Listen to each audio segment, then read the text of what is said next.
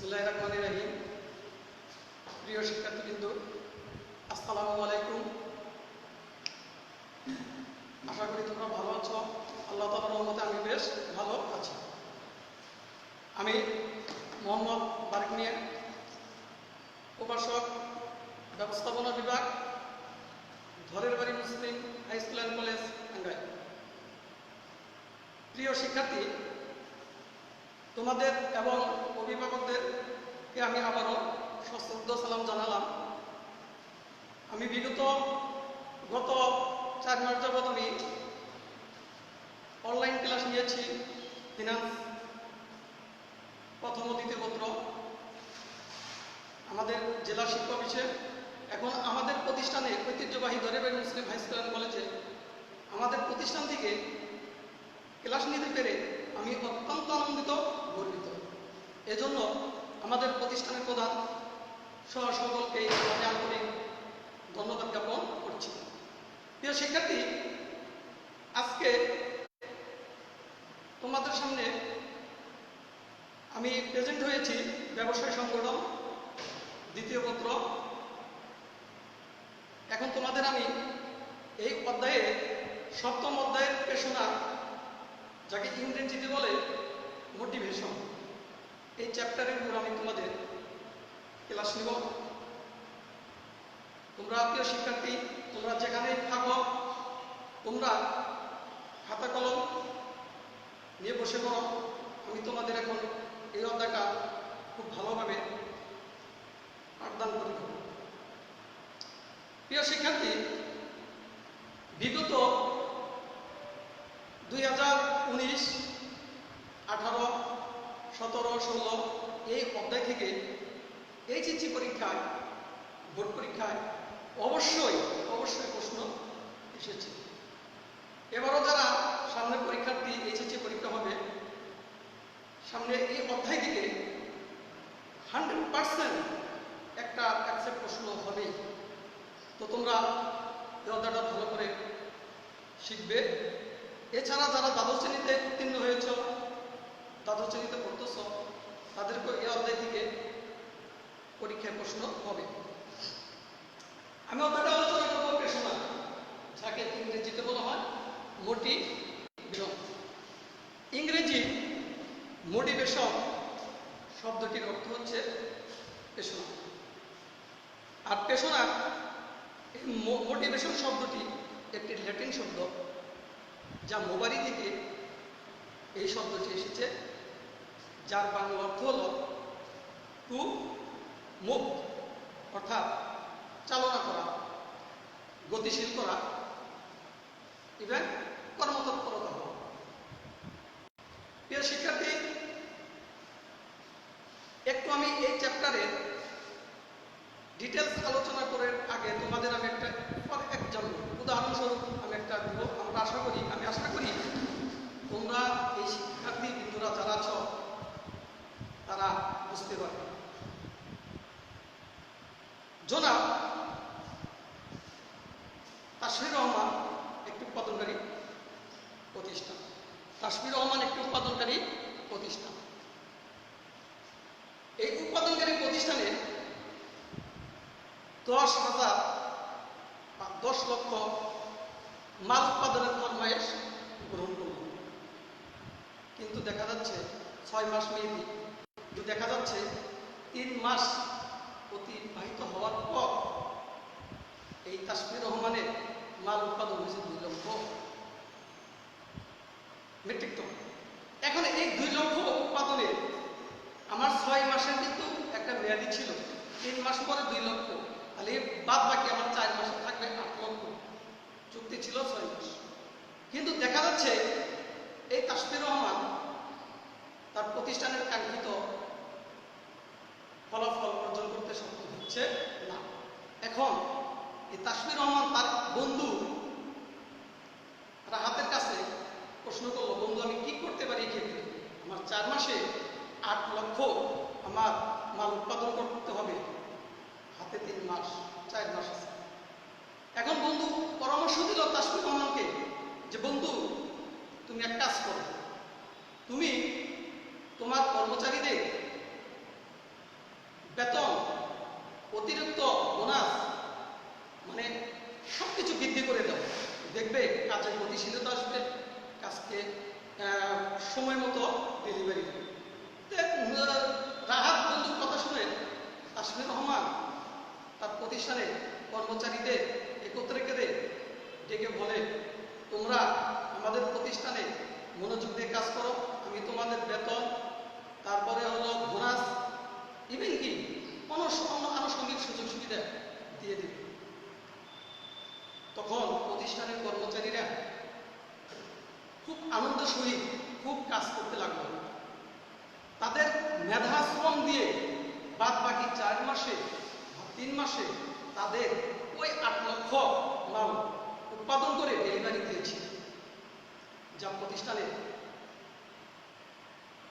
গতিশীল ধারাবাহিক সময় বজায় রেখেছে। তাহলে বোঝা যাচ্ছে আমি 3 মাসে পারলাম আমি 2 লক্ষ, আর বাদ বাকি 3 মাসে আমি পারলাম হইল 8 লক্ষ। মূল কারণ একটাই, সেটা হলো শ্রমিক কর্মচারীদের কাজের মান উন্নয়ন বৃদ্ধি করছে, বেতন বৃদ্ধি করছে, বোনাস বাড়িয়ে দিয়েছে, আনুষঙ্গিক চিকিৎসা, যাতায়াত ইত্যাদি সুযোগ সুবিধা বৃদ্ধি করে দিয়েছে, যার কারণে তার প্রতিষ্ঠানের সময় মতো তার মাল 8 লক্ষ ডেলিভারি দেওয়া সম্ভব হয়েছে। তাহলে আমি আসতে পারি এই তথ্য থেকে উপনীত হতে পারি যে মোটিভেশন, যার বাংলা অর্থ হলো পেশনা। পেশনা বলতে বোঝায় প্রতিষ্ঠানের কাজে গতি বৃদ্ধি, কাজে সন্তুষ্ট অর্জনের জন্য যে কৌশল অবলম্বন করা হয় তাকেই পেশনা বলে। পেশনা সম্পর্কে মাইকেল হ্যানসন তার সংজ্ঞায় বলেছে, ব্যক্তিত্ব ও প্রাতিষ্ঠানিক কাজের উদ্দেশ্য, ফলাফল, লক্ষ্য অর্জন করতে হলে কর্মচারীদের তাদের সন্তুষ্টি অর্জন করতেই হবে, এতে প্রতিষ্ঠানের ফল, মুনাফা সবকিছু বৃদ্ধি পাবে। আমি তাহলে বলতে পারি পেশনা থেকে আরেকটা সিদ্ধান্ত আসতে পারি, পেশনা থেকে সংজ্ঞা থেকে বলতে হতে পারি, পেশনা হলো একটি মনস্তাত্ত্বিক প্রক্রিয়া। পেশনার আচরণকে প্রভাবিত করে, পেশনা কর্মীদের কাজের উৎসাহ, উদ্দীপনা, কর্মতৎপরতা বৃদ্ধি পায়।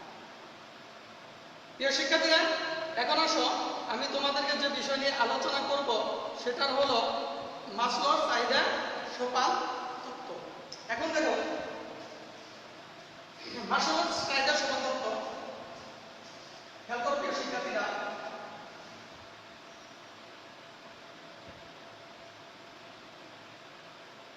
মাসলোর চাহিদা সোপান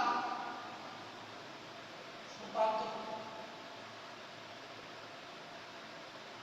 শিক্ষার্থীরা, এই কোশ্চেনটা খুবই ইম্পর্টেন্ট। এখানে যে আমাদের তত্ত্বগুলো আছে, এক্স তত্ত্ব, ওয়াই তত্ত্ব, জেড তত্ত্ব, মাসলোর সোপান চাহিদা তত্ত্ব, এগুলো মোস্ট ইম্পর্টেন্ট। বিগত ইয়ারে তোমরা যদি বইগুলো দেখো, বোর্ড কোশ্চেনগুলো তোমরা অনাশায় এগুলো ছলকি পাবে, এগুলো দেখবে, এইগুলাই পরীক্ষায় গতানুগতিক প্রতি বছর এসে যায়। প্রিয় শিক্ষার্থীরা, মাসলোর চাহিদা সোপান তত্ত্ব। এখন আসো, তার আগে আমার তত্ত্ব জানার আগে মাসলো যে 5টা তত্ত্ব দিয়েছে, এই তত্ত্ব জানার আগে এই মাসলো ব্যক্তিটা কি, ওনার পরিচয় কি, ওনার জন্ম, মৃত্যু, সাল কত, সেটা অবশ্যই আমাদের কি করতে হবে প্রিয় শিক্ষার্থীরা, আমাদেরকে জানতে অবশ্যই হবে। প্রখ্যাত মার্কিন মনোবিজ্ঞানী এইচ মাসলো চাহিদা তত্ত্বের উদ্ভাবক জনক। তার জন্ম 1908 সালে এবং তার মৃত্যু 1970 সালে। উনি এই মাসলো জুলাই মাসে 1943 সালে জুলাই মাসে একটি সাইকোলজিক্যাল রিভিউ নামক একটি পত্রিকায় এই তত্ত্ব সম্পর্কে এ থিওরি অফ ম্যানেজমেন্ট হুমেন নামে একটি প্রবন্ধে এই তত্ত্বটি প্রকাশ করে। এ থিওরি অফ হুমেন,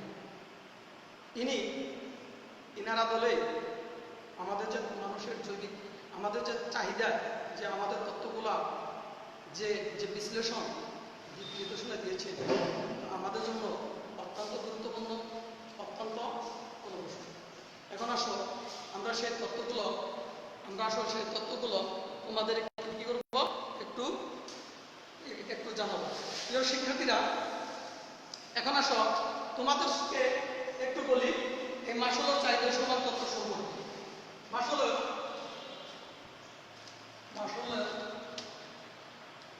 চাহিদা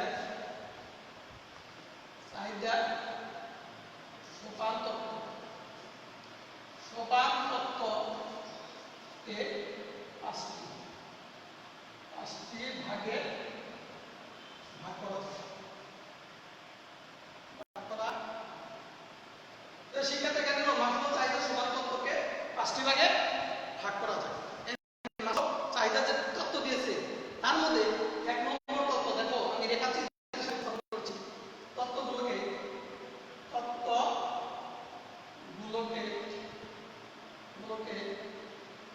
রেখাচিত্রের সাহায্যে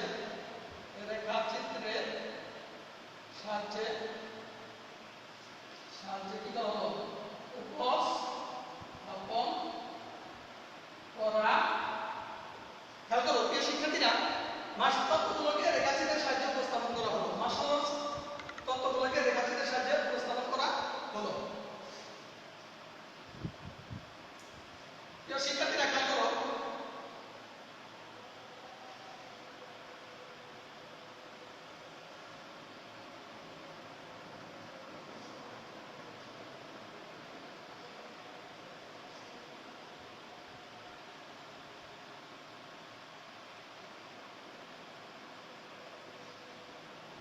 প্রিয় শিক্ষার্থীরা তোমরা একটা জিনিস উপলব্ধি করো, রেখাচিত্রটা আমি তোমাদের ইন্ডিকেট করে দিচ্ছি।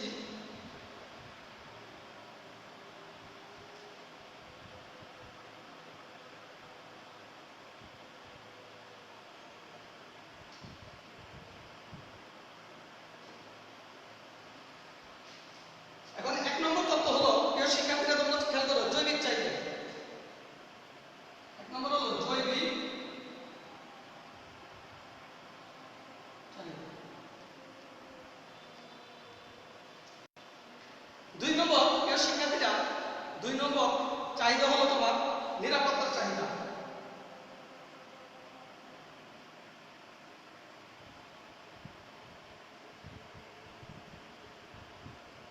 শিক্ষার্থীরা মাসুল যে তথ্য দিয়েছে তার দুই নম্বর হলো নিরাপত্তা চাহিদা।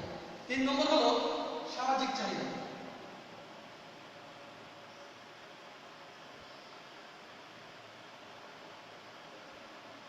চার নম্বর হলো আত্মতৃপ্তির চাহিদা।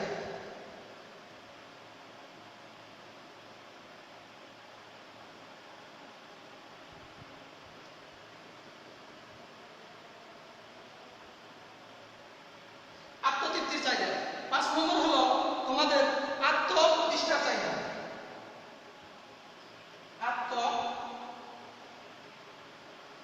আত্মপ্রতিষ্ঠার চাহিদা।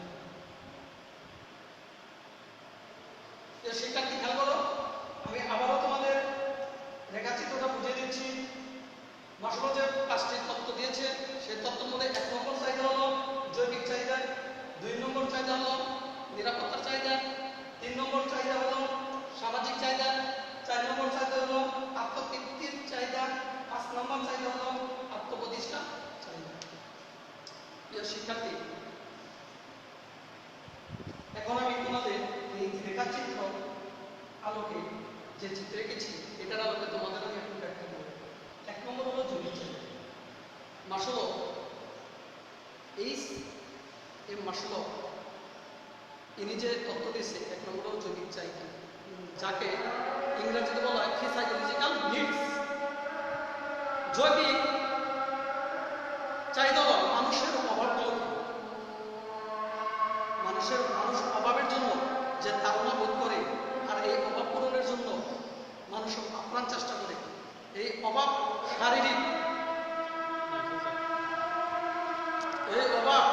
শারীরিক, মানসিক সবই কি হয়, প্রয়োজন হয়। আসল কথা হলো জৈবিক চাহিদা বলতে আবার আমরা বুঝি অন্ন, বস্ত্র, বাসস্থান, শিক্ষা, চিকিৎসা। এই জৈবিক চাহিদাগুলো আমাদের প্রতিনিয়ত প্রয়োজন পড়ে। এই জৈবিক চাহিদা পূরণ না হলে আমাদের জীবন অসম্পূর্ণ থেকে যায়। তাই মাসলো তার প্রতিষ্ঠানের জৈবিক চাহিদাগুলো সঠিকভাবে পালন করার জন্য ব্যবস্থাপককে সুনির্দিষ্ট পদ্ধতি অবলম্বন করতে হবে। এখন আসো 2 নম্বর, নিরাপত্তার চাহিদা। নিরাপত্তার চাহিদা তোমরা খেয়াল করো, মাসলোর দ্বিতীয় তার সোপানতত্ত্বের চাহিদা হলো জৈবিক নিরাপত্তার চাহিদা। মানুষের জৈবিক চাহিদা পূরণ হওয়ার পর তার নিরাপত্তার চাহিদার প্রয়োজন পড়ে। নিরাপত্তা প্রত্যেকটা কর্মচারী, প্রত্যেকটাই ঊর্ধ্বতন কর্মকর্তার সবারই প্রয়োজন। ফর এক্সাম্পল, চাকরি নিরাপত্তা, তারপরে চলাচলের নিরাপত্তা, স্থায়ী বিভিন্ন নিরাপত্তার প্রয়োজন পড়ে। এই জন্য আমাদের জৈবিক চাহিদা পূরণ হওয়ার পর আমাদের নিরাপত্তার চাহিদা পূরণ হওয়া দরকার। আসো প্রিয় শিক্ষার্থী, 3 নম্বর হলো চাহিদা হলো সামাজিক চাহিদা।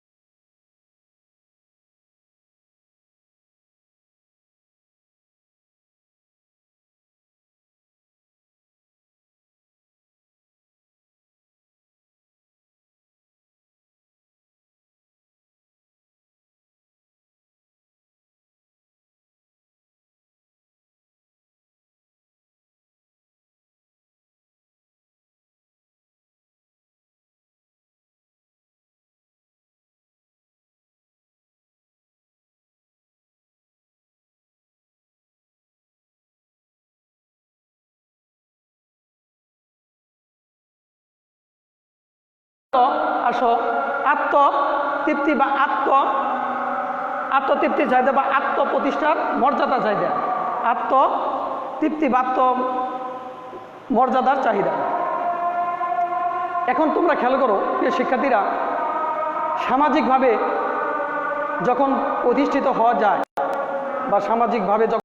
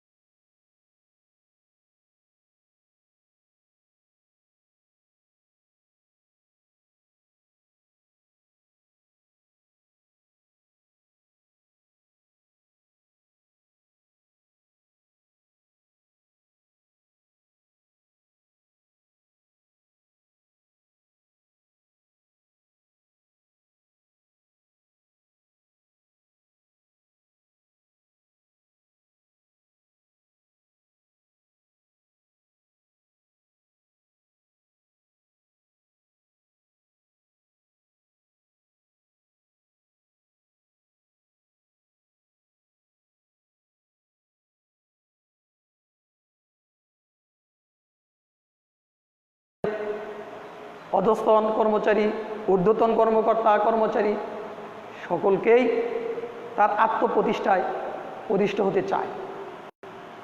শুধু খেলে পড়ে নিশ্চয়তা পেয়ে থাকলে চলবে না, তাকে সমাজে তাকে সব দিকে নিজেকে এস্টাবলিশ করতে হবে, বড় হতে হবে, আত্মপ্রতিষ্ঠা বলিয়ান হয়ে প্রতিষ্ঠানের কাঙ্ক্ষিত ফলাফল অর্জন করতে হবে।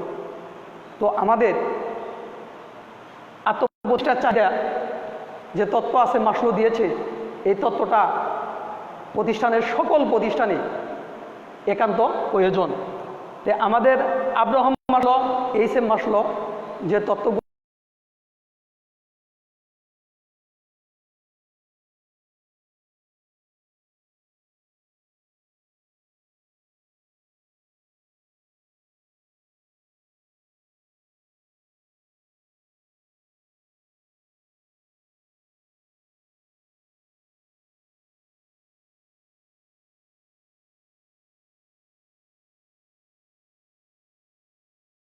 দিয়েছে, যা আমাদের জীবনের, আমাদের প্রতিষ্ঠানের কর্মকাণ্ডের, আমাদের শিক্ষা দীক্ষায়, আমাদের সবকিছুই এই চাহিদার মধ্যে আমরা পেয়ে থাকি। আমরা আব্রাহাম মাসলোর যে তত্ত্বগুলো দিলাম, প্রিয় শিক্ষার্থী, তোমরা ভালোভাবে একটু বই খুলে তোমরা দেখবে, আর যদি তোমরা একটু পড়ে নাও তাহলে দেখবে তোমরা ভালো করে পরীক্ষায়। তো আমি তোমাদের কাছে বলবো, আমি ক্লাসগুলো নিব আজকে, পরবর্তী নেক্সট 14 তারিখে তোমাদের সাথে আমার আবার ক্লাস হবে।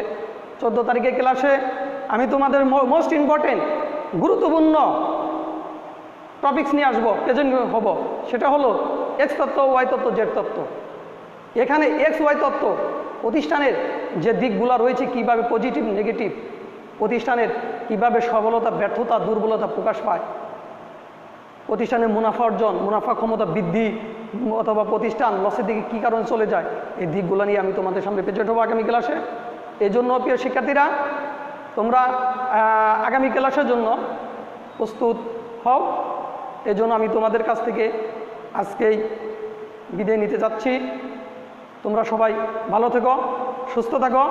এই করোনাকালীনে তোমরা আল্লাহ তাআলার কাছে নামাজ পড়ে প্রার্থনা করবে, আল্লাহর কাছে দোয়া রাখবে জানি এই করোনাটা চলে যায়, এবং তোমরা বাসায় লেখাপড়া করবে। এই সুস্থতা কামনা করে, তোমাদের পিতামাতা সুস্থ কামনা করে, আমার শুভাকাঙ্ক্ষী, আমার কলিগ, আমার আত্মীয় স্বজনকে কামনা করে ভালো রাখার জন্য আল্লাহর কাছে দোয়া প্রার্থনা করে আমি তোমাদের মঙ্গল কামনা করে এখানেই শেষ করছি। আসসালামু আলাইকুম।